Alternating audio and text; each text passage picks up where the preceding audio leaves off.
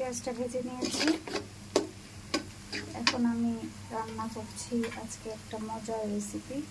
আর এখানে হলুদ, মরিচ, আদা, রসুন, ধনে, জিরে সব একসঙ্গে পেস্ট গুলিয়ে নিয়েছি। এখন কষায় নেব। এই রেসিপিটা সবারই পছন্দ। হ্যালো ভিউয়ার্স, আসসালামু আলাইকুম। কেমন আছেন আপনারা সবাই? আলহামদুলিল্লাহ, আমি ভালো আছি। এখন কিন্তু অনেক রাত, প্রায় 12:30 বেজে গেছে।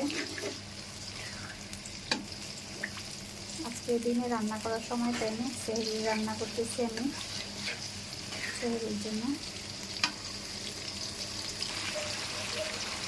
এখন দিয়ে দিলাম স্বাদ মতো লবণ। এটা রান্না করতে একটু তেল বেশি লাগে, এই জন্য তেল দিলাম বেশি।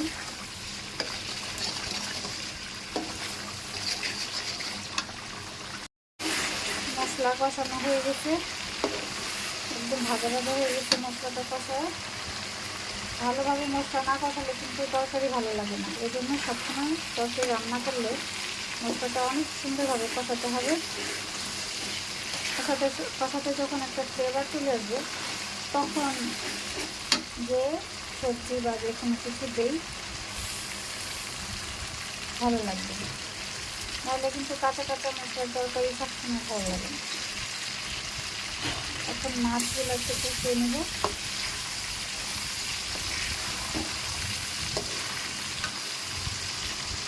মাছগুলো হওয়ার জন্য এখানে আমি একটু পানি দিয়ে দিলাম। এই মাছগুলো কিছুক্ষণ রান্না করে নেব। মাছগুলো রান্না হয়ে গেছে। এখন আমি মাছগুলো একটা বাটিতে ভেঙে দিচ্ছি।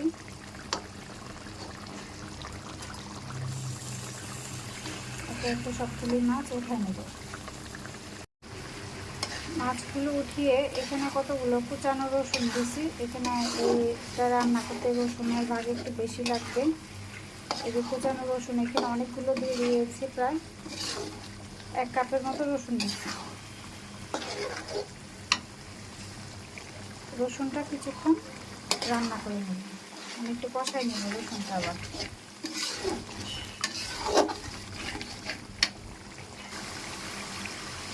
রসুনটা দিয়ে কষিয়ে নিয়েছি। এখন এই যে লতি দিব। বলেছি না সবার পছন্দের এটা লতি, চিংড়ি বা ইলিশ মাছ দিয়ে লতি। এটা কিন্তু খেতে খুবই ভালো লাগে, এটা সবার পছন্দ। এখন এটা অল্প আছে, আমি আস্তে আস্তে রান্না করব, বেশি পানি দেব না এটাতে। এই যে লতিটা অনেকটাই রান্না হয়ে মানে সেদ্ধ হয়ে আসছে, হাফ সেদ্ধ হয়ে গেছে। এখন আমি এখানে মাছগুলো দিয়ে দিব।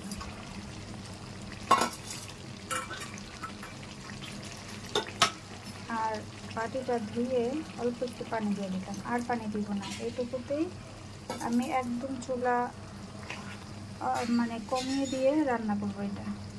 মাছগুলো উপরে বিছিয়ে দিলাম।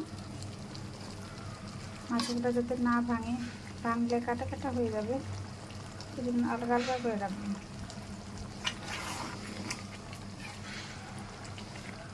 এখন শুধু ঢেকে ঢেকে রান্না করে নেব।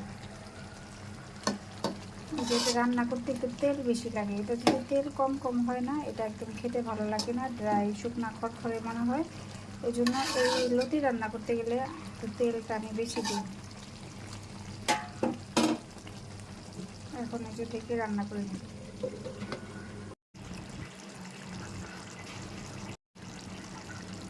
রান্না হয়ে গেছে। এখন এই যে কিছু কাঁচামরিচ দিয়ে দিলাম উপরে। এখন নামাই নিব, চুলাটা বন্ধ করে দেবো। এই যে দেখুন একদম শুকনো শুকনো হয়ে গেছে তেলের উপরে। এরকম লতি রান্নাটা খেতে কিন্তু খুব ভালো লাগে। কেমন হয়েছে কমেন্ট করে জানাবেন। আল্লাহ হাফেজ।